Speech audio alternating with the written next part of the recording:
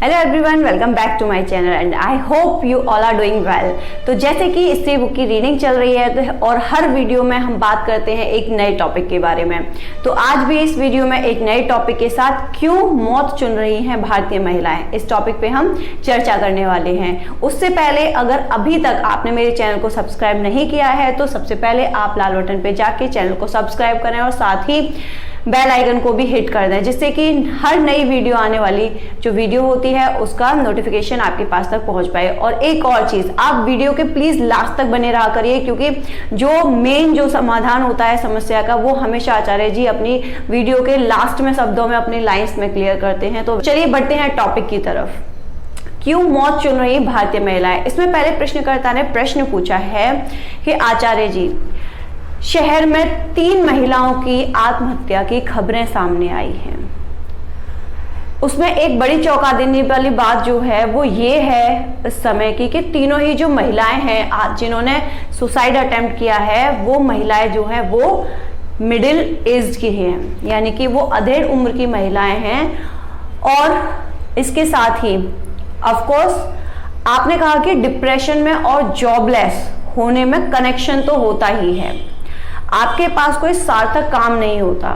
जब आप इस पर आप क्या कहना चाहेंगे? तो इसको जब मैंने चैप्टर को रीडिंग की इस चैप्टर की तो जो चीज़ सामने निकल कर आई थी वो ये थी कि देखिए, जैसे कि उन्होंने बोला सर ने, एपी सर ने, कि डिप्रेशन और जॉबलेस होना इनमें कनेक्शन तो होता है, क्योंकि जब आप घर पर बैठे हुए हैं तो आपके पास कोई सार्थक काम तो है नहीं करने के लिए। अब इसी चीज का विरोध खुद महिलाएं ही करती हैं। सुन के वही सबसे पहले कहेंगी कि वो सार्थक काम क्यों नहीं है, घर में इतने सारे ढेरों काम होते हैं, हमें सांस लेने की फुर्सत नहीं होती है, सुबह से लेकर शाम तक सोने वाले टाइम तक बस काम ही काम करते रहते हैं। तो इसमें आप ऐड कर लीजिएगा कि उन्होंने कहा कि कोई सार्थक काम नहीं होता है आपके पास। जो काम आप घर पर बैठकर कर रही हैं वो काम तो कोई भी कर सकता है। अगर वही काम पुरुष को दे दिया जाए करने के लिए तो क्या पुरुष उस काम को नहीं कर पाएगा? लेकिन बात आ जाती है पैट्रियार्की की। आप घर पे काम क्या कर रहे हैं? फ्रिज को साफ कर रहे हैं, वही डेली का खाना बना रहे हैं, वही रोटी बना रहे हैं, वही सब्जी बना रहे हैं। इस काम को कौन नहीं कर सकता? हर कोई काम कर सकता है। बात आती है चेतना को बढ़ाने की। दुनिया में सबसे कम फीमेल फोर्स पार्टिसिपेशन रेट अपने यहाँ है। कहाँ पर है? हमारे अपने देश में, हमारे इंडिया में है। ये उतनी ज़्यादा चौंका देने वाली बात नहीं है। उससे ज़्यादा चौंका देने वाली बात ये है कि 1990s में, यानी कि 1990 में ये जो फीमेल पार्टिसिपेशन रेट था ये कितना था? 32 या 35% होता था। लेकिन अगर आप अब के आसपास के आंकड़े देखें तो 2020 की अगर हम बात करें तो वही फीमेल पार्टिसिपेशन जो रेट है वो 2020 में घट करके 32 और 35 से घट करके ये कहाँ आ गया? 20% पे आ गया। अब अगर हम बात करें कि 1990 में जहां पर महिलाएं जितनी ज्यादा काम किया करती थी उससे आधी महिलाएं आज हिंदुस्तान में काम कर रही हैं। यानी कि 1990s की बात हो रही है कि तब महिलाएं जितनी काम करती थी, अब के हम मॉडर्न जमाने को जिसको हम लेते हैं, जैसे हम फेमिनिज्म की बात करते हैं आज के टाइम में, वहां पे आधी महिलाएं काम करती हैं। लगभग 17% ही महिलाएं अब बाहर का काम करती हैं। ठीक है। इसके बाद उन्होंने बताया कि अगर हम अब इसमें देखें, कंपैरिजन करें, तो कंपैरिजन हम किस तरीके से करेंगे? अब हम 1990 की बात कर रहे हैं तो 1990 में क्या था? महिलाएं इतनी ज्यादा पढ़ी लिखी नहीं थी। वहां पे अगर हाँ देखेंगे कि एजुकेशन जो लेवल था वो पहले कम था। पहले महिलाएं कम पढ़ी लिखी थी लेकिन वो घर से निकलकर काम कर रही थी। क्यों कर रही थी? क्योंकि तब अपनी रोजमर्रा की जिंदगी के लिए 2 वक्त की रोटी खाने के लिए पति और पत्नी, यानी कि पुरुष और महिला दोनों को ही मेहनत करनी पड़ रही थी। तो वो मेहनत कर रही थी और घर से बाहर भी निकल रही थी, मेहनत करके वो पैसा कमा रही थी और उसके साथ ही वो घर भी संभाल रही थी। लेकिन आज की अगर हम बात करें तो जहाँ पे ज़्यादा एजुकेशन को ज़्यादा बढ़ावा मिला है, आजकल अगर हम देखें तो ग्रेजुएशन, पोस्ट ग्रेजुएशन और पीएचडी की हुई लड़कियां ज़्यादा मिलती हैं, जबकि वो क्या कर रही हैं? एक होम मेकर बनकर घर पे बैठी हुई हैं, हाउस वाइफ्स वो बनी हुई हैं, वो घर पे हैं। लेकिन इसे बनने का पीछे कारण क्या है? जो उनके पति हैं वो पैसा कमा कर ला रहे हैं और वो उतना पैसा इतना ज़्यादा कमा रहे हैं कि जितना वो कमा के बाहर से लाती थी उतने % का तो उनका इंक्रीमेंट ही हो गया है। तो जब उतना ज़्यादा पैसा घर में आने लगा है तो फिर हमें बाहर जाके कमाने की क्या ज़रूरत है। अब हम आराम से घर में बैठ के घर के काम करेंगे, घर का काम संभालेंगे। अब अगर हम बात करें कि वो यहाँ पर बात आ जाती है कि वो अपने बच्चों को संभालती हैं, तो बच्चों का कंपैरिजन अगर हम करें तो 1990 की अगर बात करें तो वहाँ पे जो महिलाएं होती थी उनके बच्चे आज के कंपैरिजन में बच्चे ज़्यादा होते थे। उनके 4-6 बच्चे हुआ करते थे, तो भी वो बच्चों को भी संभालती थी और बाहर निकल के काम भी करती थी, चाहे वो मजदूरी करती हो चाहे। तो 2020 में प्रति महिला 2.1 या फिर 2.2 ऐसे बच्चे होते हैं अब सिर्फ, यानी कि परिवार हो गया है छोटा। तो लगभग आधे हो गए बच्चे भी पहले से, और जो पार्टिसिपेशन रेट बोल रहे हैं हम लेबर का वो भी आधा हो गया है। जबकि महिलाएं काम नहीं कर रही हैं और बच्चे भी कम हैं देखने के लिए। तो असली मुद्दा यही है भारत में, जिन्हें हम गृहिणी या होम मेकर या हाउसवाइफ्स कहते हैं, वो कितनी दुर्दशा में हैं, क्यों वो आत्महत्या कर रही हैं, ये बहुत दुख की बात है। और ये लेकिन इसके बारे में निश्चित रूप से कोई बात नहीं करता, क्योंकि ये बड़ा मुद्दा माना ही नहीं जाता। क्योंकि कई जगह पे तो हम देखते हैं कि आत्महत्याओं की बात सामने आती है तो कुछ परिवारों के द्वारा वो आत्महत्या की जो खबर होती है वहीं की वहीं दबा दी जाती है, वो मीडिया में आती ही नहीं है। लगभग 70 और अगर 24 घंटे होते हैं दिन के, तो हर घंटे में लगभग 3 महिलाएं आत्महत्या कर लेती हैं। माने कि हर 20 मिनट में एक महिला आत्महत्या कर लेती है। इनकी कोई बात नहीं करता, क्योंकि अशक्त भी हैं और वो कोई ऑर्गेनाइज्ड वोट बैंक भी नहीं है। अब ये इतनी आत्महत्या क्यों कर रही हैं? इनकी आत्महत्या के अगर आंकड़े जो हम कह रहे हैं वो रोज 60-70 महिलाएं आत्महत्या करती हैं या हाउसवाइफ्स, ये 60-70 का आंकड़ा बहुत छोटा है। क्यों?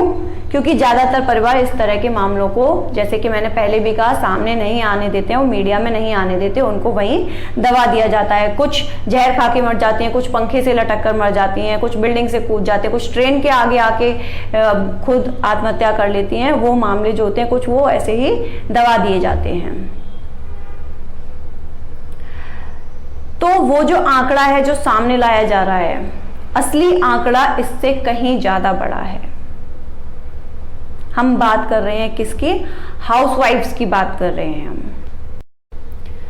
अब आप पूछेंगे मिडिल एज या 40s, तो मिडिल एज या 40s नहीं भाई, 25 से 35 वर्ष ज्यादातर इसी बीच की महिलाएं हैं, इसी उम्र की महिलाएं हैं जो आत्महत्या कर रही हैं। क्यों?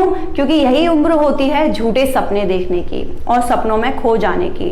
और फिर जब झूठे सपने देखते हैं तो जब वो सपने पहले से ही झूठे हैं तो वो टूटेंगे तो है ही, और जब वो टूटते हैं तो दुख होता है, और जब दुख होता है तो इंसान के पास शायद, क्योंकि खुदकुशी करना, आत्महत्या करना इतना छोटी बात नहीं रह जाती है कि उसे कोई भी कर ले। मैं या आप क्यों नहीं कर सकते?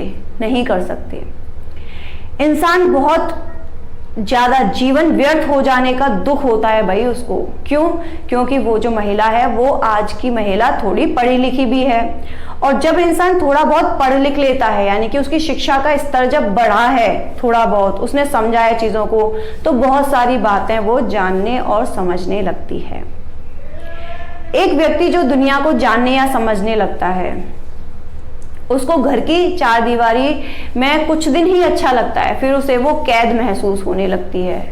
कैद महसूस कब होने लगती है? पहले उसे लगता है कि अरे मैं बाहर जाऊंगी, नौकरी करूंगी, वहां की चिकचिक होगी, स्टाफ में काम का स्ट्रेस, बॉस 4 बातें सुनाएगा उससे, और सुबह सुबह जल्दी जाग के ऑफिस के लिए भागना पड़ेगा, घर के काम करने पड़ेंगे, वो अलग। इससे तो अच्छा है हस्बैंड का इंक्रीमेंट हो ही चुका है, उतनी सैलरी अब एक्स्ट्रा घर में आई रही है, मैं आराम से घर पे बैठ के घर के काम करती हूँ। लेकिन वो कुछ ही दिन अच्छा लगता है, उसके बाद में वही चीज कुछ दिनों के बाद उसे कैद महसूस होने लगती है। अब वो क्या करे? बल्कि जो काम कर रही थी पहले वो भी काम छोड़कर घर में बैठ गई। फिर घर का जो माहौल है उसमें कैद और गुलामी का पता तो चल ही रहा है। कष्ट महसूस हो रहा है। और कोई भी महिला हो या पुरुष भीतर के पैटर्न को आसानी से तोड़ने को राजी होता नहीं है।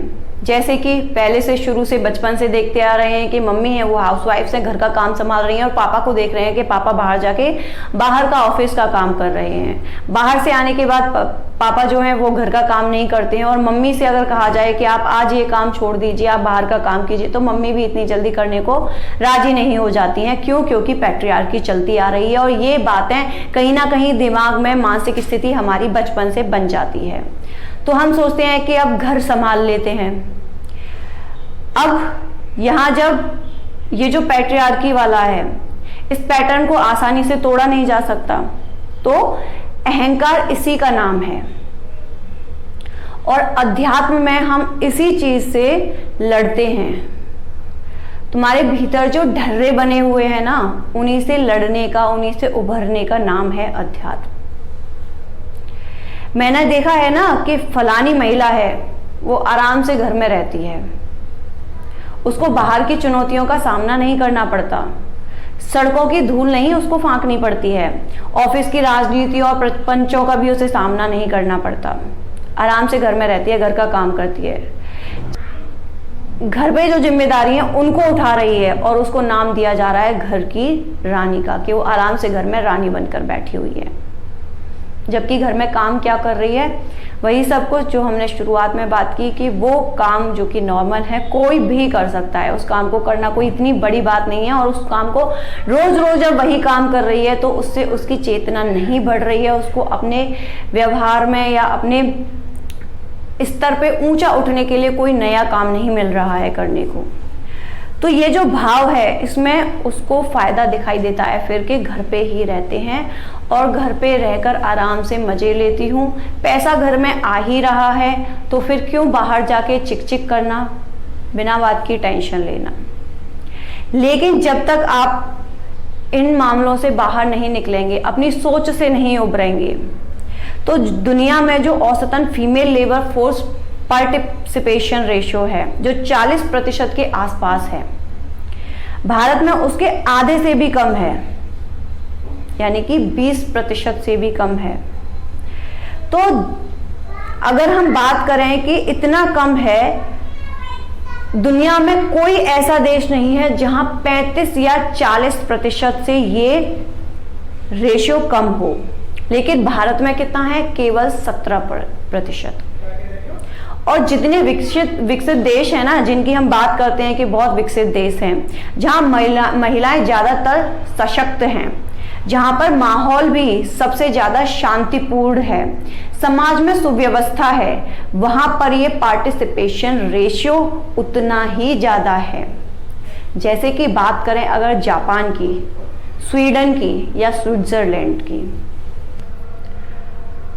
अब अगर हम, चलो यहां तक बात हो गई, अब अगर हम देख लें कि महिलाएं कितना काम करती हैं, तो आज भी अगर हम देखेंगे तो जो रूरल एरियाज है ना, वहां पे फीमेल लेबर पार्टिसिपेशन रेट जो है, ये अर्बन एरियाज के कंपैरिजन में थोड़ा बेहतर है, क्योंकि वहां मजबूरन उन्हें काम करना पड़ रहा है ताकि उन्हें रोटी मिल सके। मतलब ये है कि जब मजबूरी है तब तो महिलाएं काम करेंगी, लेकिन जैसे ही घर में पैसा आया तो महिलाएं तुरंत घर पे बैठ जाती हैं, उन पर दबाव पड़ता है कि अब तुम घर में बैठो, अब तुम्हारा काम बस हो गया। अरे ये क्यों नहीं समझते हो कि जो वो मजबूरी का नाम क्यों दे रहे हो, जो वो काम कर रही हैं उसको? ये क्यों नहीं समझते कि ये गाड़ी के 2 चक्के हैं, दोनों पर चलेंगे तो अच्छा है, दोनों को स्वतंत्रता मिलेगी और दोनों बराबर रहेंगे। लेकिन नहीं, जैसे ही गाड़ी एक चक्के पर चलने के काबिल हो जाती है, दूसरा चक्का कहता है अब मैं तो घर पे बैठूंगी, और ये गलत है। हजारों तरीके से देखो तो यही प्रमोशंस होते रहते हैं, यही प्रमोट किया जा रहा है कि महिलाएं जो हैं वो क्या हैं, उनका जो काम है वो रिश्ते चलाना है, रिश्तों को बनाना, ये प्रजनन संबंधी हैं, बच्चे पैदा करो, उनको बड़ा करो, पाल पोस के, और आदर्श नागरिक बनो। महिला जगत में कोई सृजनात्मक काम नहीं कर सकता। ऐसी हमारी संस्कृति में, मीडिया में और बहुत कम ही दिखाया जाता है कि महिला कोई ऐसा सृजनात्मक काम करती हो। कभी कभार दिखा भी देते हैं तो वो बहुत कम ही दिखाते हैं ऐसा। जबकि आजकल महिलाएं पढ़ी लिखी हैं, फिर दोहरा रहे हैं हम कि ग्रेजुएट हैं, पोस्ट ग्रेजुएट हैं और पीएचडी की हुई हैं। अच्छा, लेकिन महिला क्यों बंधती है रिश्तों में? सबसे पहले अगर हम बात करें कि वो काम अकेले तब भी कर सकती थी जब उसकी शादी नहीं हुई थी, लेकिन वो उसकी शादी क्यों इसलिए हो जाती है ताकि उसे एक बॉडीगार्ड मिल जाए, सुरक्षित महसूस करती है। तो क्या जब उसकी शादी नहीं हुई थी तो अपने भाई के सामने वो सुरक्षित महसूस नहीं करती थी? उसका भाई उसकी सुरक्षा नहीं कर सकता था? और सुरक्षा की जरूरत क्यों है? अगर आप सुरक्षित ही महसूस नहीं करते हो कहीं पे, तो फिर तो कोई भी पुरुष जो आपके साथ में है, आप उसके साथ भी सुरक्षित महसूस नहीं करोगे। अगर आपको लगता है कि सभी जो पुरुष हैं वो सब भेड़िए ही हैं, तो खुद एक शेरनी की खाल क्यों नहीं पहन लेती हो? भेड़िया है, कब तक और कितना चल पाएगा? क्या दम है इन भेड़ियों में? आत्महत्या करने से भी बच जाओगी और कम से कम शेरनी बनोगी तो लड़ते हुए तो जान दोगी। बिल्कुल भी दम नहीं होता इन भेड़ियों में। इसीलिए बात करता हूं सशक्तिकरण की। आत्महत्या तो आखिरी कदम होता है जो हर कोई उठा भी नहीं पाता उसे। उसके पीछे 100 और बैठी हैं जो उसी 20 मिनट के दौरान, जब एक महिला आत्महत्या करती है, उसी 20 मिनट के दौरान आत्महत्या का विचार कर रही होती हैं। लेकिन ईमानदारी से पूछो अपने आप से कि आपको, जिसको आप घर बोलते हो, घर चलाना बोलते हो, उसमें से कितनी चीजें वाकई जरूरी हैं और कितनी चीजें अपने मतलब की पकड़ रखी हैं आपने। देखिए, ये 3 चीजें हैं महिला की आत्महत्या के पीछे। पहली, झूठी जिम्मेदारी की भावना कि ये हमारी ही जिम्मेदारी है। इस मानसिकता को बदलें। दूसरी जो बात है वो है सुविधा मिल जाएगी, तो उस सुविधा को दूसरे के ऊपर क्यों निर्भर रहकर ले रही हैं? उसे आप खुद भी निभा सकते हैं। आप खुद उस सुविधा को अपने बलबूते पर खड़ा कीजिए। और तीसरी कि सुरक्षा मिल जाएगी। तो खुद को इतनी कमजोर समझती ही क्यों हैं कि आपको सुरक्षा भी दूसरे से चाहिए, भाई से, पति से या पिता से? आपको सुरक्षा किसी और की वजह से महसूस हो। आप खुद क्यों नहीं इतनी मजबूत बन सकती? बस ये 3 चीजें मिलकर के भारतीय महिलाओं को बिल्कुल दुर्गति की ओर धकेल रही हैं। वीडियो काफी लेंथी होती जा रही है, इसी में खत्म नहीं है। इसी टॉपिक में पूछे गए और भी बहुत सारे प्रश्न हैं और उनके उत्तर हैं, उनके बारे में नेक्स्ट वीडियो में बात करेंगे। तो आशा करती हूँ समझ में आया होगा। महिलाओं के लिए हमेशा ही एपी सर उनके सशक्तिकरण के लिए बातें करते हैं, क्योंकि महिलाओं की जो हालत है वो आज भी बहुत बदतर है। इसी वजह से सुधर रहा है, लेकिन बहुत कम। कहाँ तक सुधर रहा है उसके बारे में हम हर वीडियो में कहीं ना कहीं बात करते ही रहते हैं। तो आपको भी अगर स्त्री बुक पढ़नी है, अगर आप इस बुक को पढ़ना चाहते हैं, तो नीचे हमेशा हमारे डिस्क्रिप्शन बॉक्स में उसका लिंक दिया रहता है। आचार्य प्रशांत ऐप से आप बुक्स को परचेज कर सकते हैं। Thanks for watching my video. मिलते हैं नेक्स्ट वीडियो में एक नए टॉपिक के साथ।